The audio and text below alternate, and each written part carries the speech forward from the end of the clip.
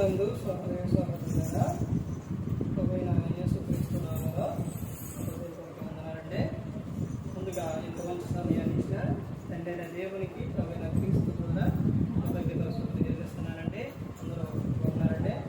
వాక్యం చదువుతూ ప్రార్థన చేసుకున్న తర్వాత ప్రార్థన కింద యోహాను గారు రాసిన సువార్త 16వ అధ్యాయం 13వ. అయితే ఆయన అనగా సత్యస్వరూపైన ఆత్మ వచ్చినప్పుడు మిమ్మల్ని సర్వసత్యంలోనికి నడిపించు. ఆయన తనంతటా తానేమీ బోధింపక వేటిని వినను వాటిని బోధించి సంభవింపబోవు సంగతులను మీకు తెలియజేయను. ప్రార్థన చేసుకున్నాను. పరలోకమందున్న మా తండ్రి, పరిశుద్ధ ప్రేమగల తండ్రి, గొప్ప తండ్రి, ఎగువ తండ్రి, ప్రియకుమారుడు యేసుక్రీస్తు ప్రభువు ద్వారా కృతజ్ఞతాస్తుతులు చెల్లిస్తున్నాము. ఆయన ఈ రాత్రిగాడు మా అందరితో మాట్లాడమని మా ప్రభువైన యేసుక్రీస్తు నామమున వేడుకుంటున్నాం తండ్రి. ఆమేన్. ప్రభువైన యేసుక్రీస్తు నామములో హృదయపూర్వక వందనాలు.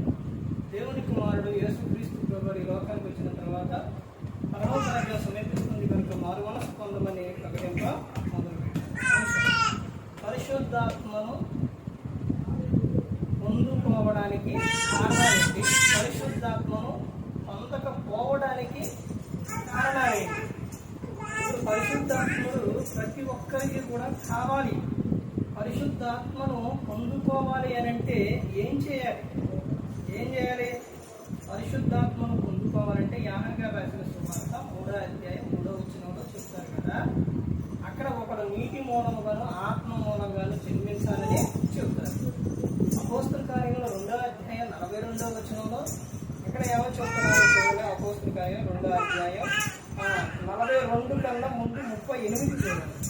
యేసుడు మీరు మారు మనసు పొంది పాప క్షమాపణ నిమిత్తం ప్రతివాడు యేసుక్రీస్తు నామమున బాప్తిస్మం పొంది అప్పుడు మీరు పరిశుద్ధాత్మను వరం పొందుదురు అని చెప్తున్నారు. ఈ పరిశుద్ధాత్ముడు పొందుకోవడానికి కారణాలు ఏంటి అని అంటే అందులోని ఒకటి కారణం ఏంటి అని అంటే మీరు ఏం చెప్తున్నారు? మారు మనసు పొంది పాప క్షమాపణ నిమిత్తం ప్రతివాడు యేసుక్రీస్తు నామమున బాప్తిస్మం పొందాలి. అప్పుడు పరిశుద్ధాత్మను వరం మీరు పొందుతారు.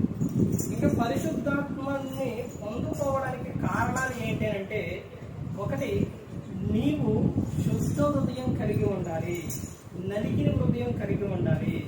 అలా నువ్వు కలిగి మోకాళ్ళేసి ప్రార్థన చేసినప్పుడు ప్రభువా నా హృదయంలోకి రా అని నువ్వు పిలిచినప్పుడు ఆయన యేసుక్రీస్తు ప్రభువారు నువ్వు పిలిచావు కాబట్టి ఆయన పరిశుద్ధుడు కాబట్టి పరిశుద్ధుడు నివసించే ప్రదేశంలోని మరి ఆ ప్రదేశం ఎలా ఉండాలి? పరిశుద్ధంగా ఉండాలి.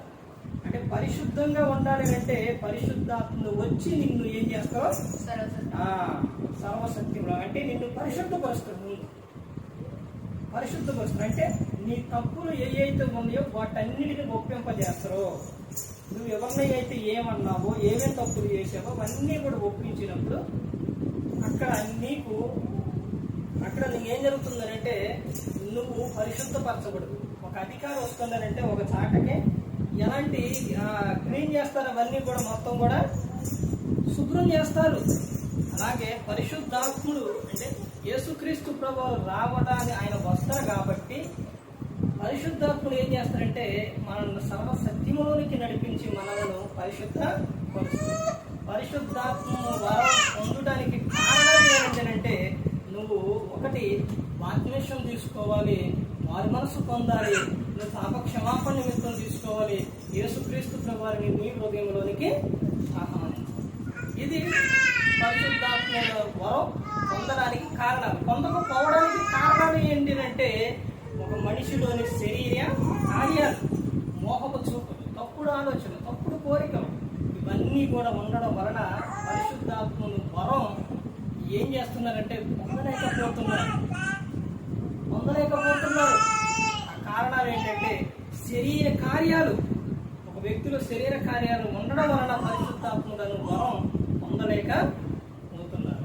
అవి కారణాలు అర్థమైందండి. అందుకని ప్రతి ఒక్కరూ కూడా పరిశుద్ధాత్ముడు మనల్ని సర్వసత్యములోనికి నడిపిస్తారు కనుక ఆయన మాట వినేవారిగా ఉండాలి. ఇప్పుడు పొందడానికి కారణం ఏంటో, పొందకపోవడానికి కారణం ఏంటి ఇప్పుడు మనం తెలుసుకున్నాం. అంటే నువ్వు మారు మనసు పొంది పాప క్షమాపణ నిమిత్తం యేసుక్రీస్తు నామమున బాప్తిస్మం తీసుకుంటే పరిశుద్ధాత్ముడైన వరం నువ్వు పొందుకుంటావు. నువ్వు పరిశుద్ధాత్మ ద్వారా అంటే నువ్వు ఆ పాపాలు ఒప్పుకోకుండా పాపంలో జీవిస్తూ నువ్వు ఇష్టానుసారంగా జీవిస్తూ నువ్వు పొందుకోలేవు. పరిశుద్ధాత్మ వచ్చినప్పుడు అందరిని ఏం చేస్తారో మా సర్వసత్యంలోనికి నడిపిస్తారు, పరిశుద్ధ పరుస్తారు. పరిశుద్ధాత్ముడు ఆయన అబద్ధాలను కానీ లేకపోతే అలాంటి అనేది ఊకోడు. తర్వాత పరిశుద్ధత లేకుండా ప్రభువుని చూడలేరు అని అందరినీ పరిశుద్ధ పరుస్తారన్నమాట. అందుకని ప్రతి ఒక్కరు గమనించుకొని ప్రతి ఒక్కరు కూడా ఎవరు నశించి నరకానికి వెళ్ళిపోకూడదని యేసుక్రీస్తు ప్రభువు ఈ లోకానికి వచ్చి మనందరి కోసం సిలువను ఆయన మరణించారు. ప్రతి ఒక్కరు కూడా దేవుని భయభక్తులు కలిగి పరిశుద్ధాత్మ మాట ఏంటో హృదయ శుద్ధిని కాపాడుకుంటూ క్రీస్తుని పోలి నడుచుకున్న ప్రియులోకం విషయం పరలోకానికే చేరుకుంటారు. మరి ఈ విధంగా నిలబెట్టి మాట్లాడించాను చిన్న దేవునికి కృతజ్ఞతాస్తుతులు చెల్లిస్తూ ఇంతవరకు శ్రద్ధగా ఉన్న మీకు ప్రభు పేరు హృదయపూర్వకంగా చెల్లిస్తూ ఈ మాటలు ముగిస్తున్న అందరికీ